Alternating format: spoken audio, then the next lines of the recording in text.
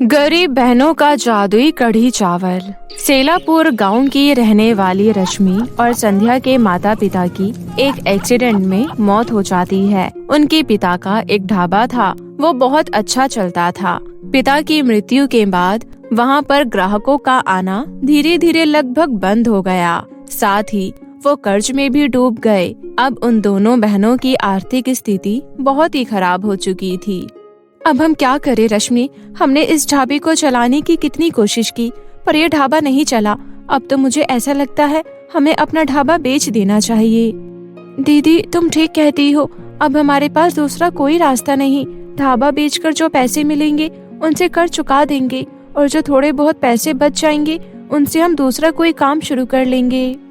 दोनों बहनों ने अपने पिता का ढाबा बेच दिया और कर्जदारों के पैसे वापस कर दिए। लेकिन इसी बीच संध्या की तबीयत बहुत ही ज्यादा खराब हो गई और बचा हुआ सारा पैसा उसकी बीमारी में खर्च हो गया। अब उनकी आर्थिक हालत और भी ज्यादा खराब हो गई। दीदी, अब तो हमारे पास एक भी रुपया नहीं बचा। मुझे पता है रश्मि, सारे बचे हुए पैसे बीमारी में लग गए। पता नहीं अब क्या होगा। उस दिन उनकी कुलदेवी की पूजा थी और उनके पास भोग लगाने के लिए, प्रसाद बनाने के लिए पैसे नहीं थे। दीदी, आज पूजा में भोग कैसे लगाऊं? कुछ समझ नहीं आ रहा। रसोई में जो कुछ भी रखा है तुम उसी का प्रसाद बनाकर देवी माँ को भोग लगा दो। रश्मि रसोई में गई। उसे 2 डिब्बों में जरा सा चावल और थोड़ा सा बेसन मिल गया। उसने उस बेसन की थोड़ी सी कढ़ी बना दी और चावल उबाल दिए।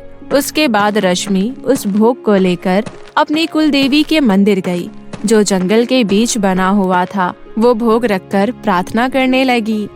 हे देवी माँ, हमारे पास और कुछ नहीं है। मेरे पास जो था मैं उसी का भोग बनाकर यहाँ ले आई। आपको यही भोग लगाना होगा। रश्मि अपनी आंखें बंद करके वहीं बैठ गई। उसी जंगल में एक बूढ़ी जादूगरनी रहती थी। वो कढ़ी चावल की खुशबू से मंदिर में खींची चली गई। वो बहुत भूखी थी। उसने तुरंत वो कढ़ी चावल खा लिए। तुम्हारे कढ़ी चावल तो बहुत ही स्वादिष्ट बने हैं, बस इनमें थोड़े पकोड़ों की कमी है। रश्मि ने आवाज सुनकर घबराते हुए अपनी आंखें खोली। आप कौन है और आपने ये क्या किया? तुमने मेरे लिए तो यहाँ रखे थे, इसलिए मैंने खा लिए। हे भगवान, ये आपने क्या किया? ये तो मैंने कुल देवी के लिए भोग रखा था। आपने देवी माँ का भोग खा लिया। मैं भी तो एक देवी ही हूँ। रश्मि को उस जादूगरनी से बहस करना सही नहीं लगा, इसलिए वो वहाँ से जाने लगी। तुम जा रही हो? तुमने बताया नहीं। तुमने इस कढ़ी में पकोड़े क्यों नहीं डाले? कहाँ से डालती पकोड़े? ना घर में तेल था और ना ज्यादा बेसन। मैं तो कुलदेवी को भोग लगाकर बचा हुआ खाना घर ले जाकर अपनी बहन के साथ खाने वाली थी, लेकिन आपने तो पूरा सफाचट ही कर दिया। अच्छा, तो ये बात है। जादूगरनी ने अपने जादू से 2 छोटे बर्तन रश्मि को देते हुए बोली, तुम ये बर्तन अपने घर ले जाओ और इसमें कढ़ी चावल बनाना, लेकिन पकोड़े डालकर, और वापस मुझे देकर जाना। कढ़ी चावल इन बर्तन से नहीं बल्कि बेसन, चावल और तेल से बनता है। तुम इन बर्तन को लेकर घर जाओ, तुम्हें सब सामान मिलेगा, और मेरे लिए फिर से कढ़ी चावल बना कर लाओ, वो भी पकोड़े वाली। अगर इस बार भी तुम्हारा कढ़ी स्वादिष्ट हुआ तो मैं तुम्हें एक जादुई उपहार दूंगी, जिससे तुम्हें और तुम्हारी बहन को कभी भूखा नहीं रहना पड़ेगा। रश्मि उन दोनों बर्तनों को लेकर घर गई। घर जाकर उसने रसोई में देखा, वहाँ सच में तेल, चावल और बेसन डिब्बों में रखा हुआ था। उसने फिर से कढ़ी चावल बनाया, और वो भी पकोड़े डालकर। उसके बाद वो उन्हें 2 बर्तनों में कढ़ी चावल लेकर जंगल में बूढ़ी जादूगरनी के पास गई, और जादूगरनी ने कढ़ी चावल खाना शुरू कर दिया। जादूगरनी कढ़ी चावल खाती जाती और संध्या उसे और देती जाती। जादूगरनी को इस तरह खाता देख संध्या को लगा कि जादूगरनी सारा खाना खत्म कर देगी, लेकिन फिर संध्या ने देखा जादूगरनी ने इतना सारा कढ़ी चावल खा लिया, फिर भी बर्तन के कढ़ी चावल खत्म ही नहीं हो रहे थे। तुमने इस बार बहुत ही स्वादिष्ट कढ़ी चावल बनाए थे। मुझे एक बात समझ में नहीं आ रही, आपने इतना सारा कढ़ी चावल खाया, फिर भी इन बर्तनों में कढ़ी चावल खत्म नहीं हुआ। यही तो जादू है, क्योंकि ये कोई मामूली बर्तन नहीं है। ये जादुई बर्तन है। तुम इन बर्तनों में कढ़ी चावल बनाना और बेचना। तुम्हारे ये जादुई बर्तन कभी खाली नहीं होंगे। बस मेरी एक बात याद रखना, तुम्हें इन कढ़ी चावलों का ग्राहकों से हमेशा उचित मूल्य ही लेना होगा, नहीं तो इनका जादू खत्म हो जाएगा। आपका बहुत बहुत धन्यवाद, मैं आपकी बात हमेशा याद रखूंगी। रश्मि खुश होते हुए जादुई बर्तन लेकर अपने घर वापस लौट गई और अपनी बड़ी बहन संध्या को सारी बात बताई। दूसरे दिन से दोनों बहनें बाजार में कढ़ी चावल बेचने लगी।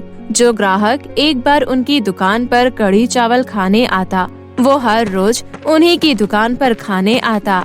धीरे धीरे उनके कढ़ी चावल लोगों को बहुत पसंद आने लगे और देखते ही देखते उनकी दुकान के आगे लोगों की भीड़ लगने लगी। अरे वाह बहन, क्या कढ़ी चावल बनाती हो, मजा ही आ गया। भाई मैं तो घर से चाहे कुछ भी खाकर निकलूं, लेकिन जब तक इन दोनों बहनों के कढ़ी चावल ना खा लूं, मेरा पेट ही नहीं भरता। बहन थोड़ा सा कढ़ी चावल और दे दो मुझे। हाँ भैया और लो। ग्राहकों की इतनी भीड़ देख संध्या अपनी छोटी बहन रश्मि से बोली। रश्मि, ग्राहकों की संख्या बढ़ते हुए देखकर ऐसा लगता है कि हम एक दिन अपना खुद का होटल खोल पाएंगे। दीदी, मुझे नहीं लगता कितनी जल्दी ये सब हो पाएगा। तुम ऐसा क्यों बोल रही हो? क्योंकि ग्राहक हमारे कढ़ी चावल के स्वाद के लिए नहीं, बल्कि कम दाम की वजह से आते हैं। पूरे बाजार में एक प्लेट कढ़ी चावल 40 रुपए का बिकता है और हम सिर्फ 5 रुपए में बेचते हैं। हम दिन भर कड़ी धूप में खड़े होकर भी ज्यादा पैसे नहीं कमा पाते। हमें अपनी आर्थिक स्थिति ठीक करने के लिए कढ़ी चावल के दाम बढ़ाने होंगे।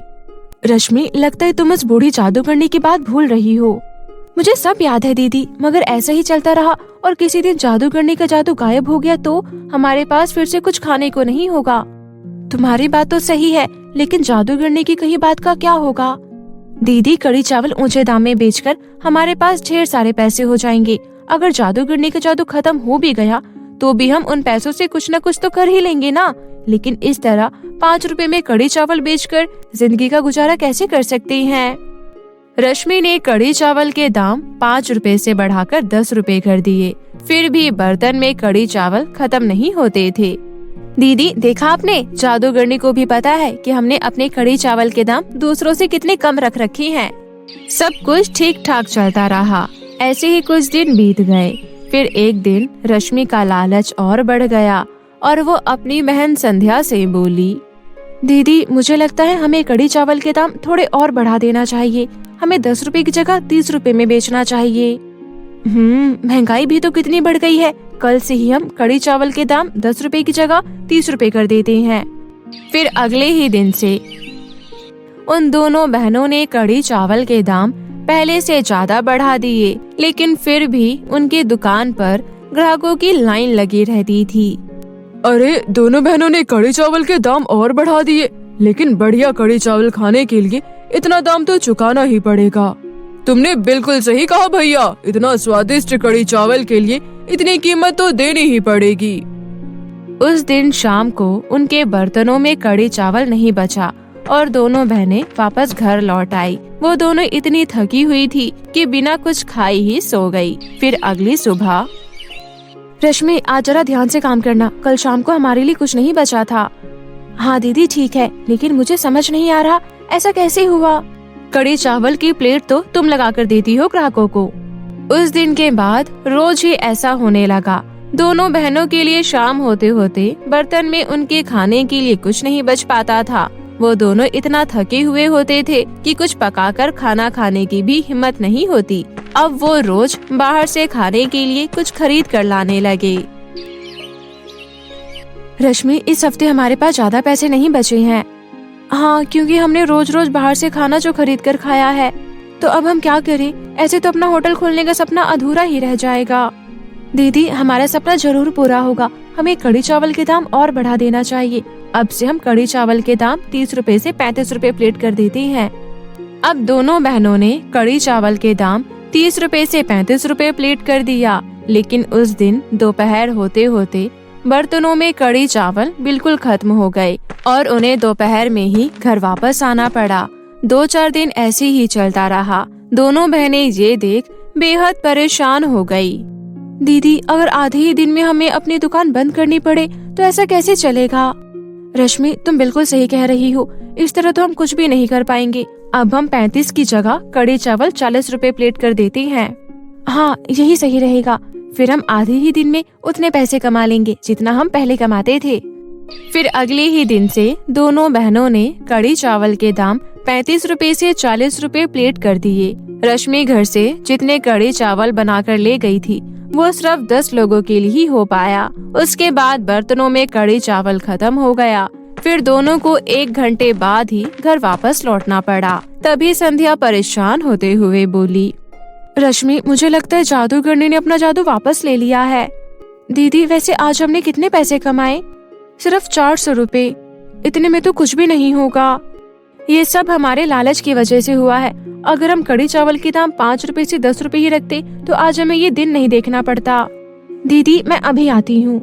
इतना कहकर रश्मि जंगल में गई और बूढ़ी जादूगरनी को पुकारने लगी, लेकिन जादूगरनी उसके सामने नहीं आई। कृपया कर एक बार मेरे सामने आइए, मुझे आपसे बहुत जरूरी बात करनी है। कुछ देर बाद बूढ़ी जादूगरनी उसके सामने प्रकट हुई। मुझे माफ कर दीजिए, मैंने लालच किया। हाँ, तुमने लालच किया। मैंने तुमसे कहा था कि तुम अपने कड़ी चावल के दाम कम रखोगी, लेकिन तुमने ऐसा नहीं किया। अपने लालच में तुमने सब कुछ गवा दिया। मुझे माफ कर दीजिए, मैं कड़ी चावल ऊंचे दाम में बेचकर ज्यादा पैसे कमाना चाहती थी। मुझे माफ कर दीजिए। ठीक है, मैं तुम्हें माफ कर देती हूँ।